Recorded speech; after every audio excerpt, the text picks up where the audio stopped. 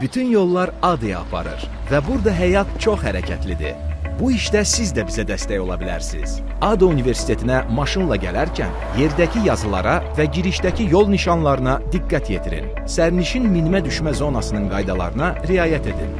Sərnişin minmə-düşmə zonasına daxil olarkən ən öndəki boş yerdə dayanın. Sərnişini düşürdükdən sonra ləngimədən hərəkət edin. Burada gözləmək, durmaq və ya hərəkətə mane olmaq sürücünün cərmələnməsinə səbəb olacaq.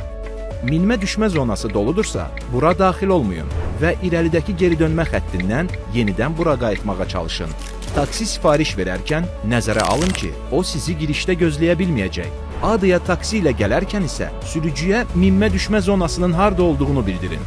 Bir də dostlar, sərnişinləri yalnız əsas girişdə mindirib düşürmək vacib deyil. Biraz aralıda yerləşən rəsmi parklama yerlərində də onları mindirib düşürə bilərsiniz. Gəlin məsuliyyətli davranışımızla nümunə göstərək, daim təhlükəsiz hərəkətdə olaq.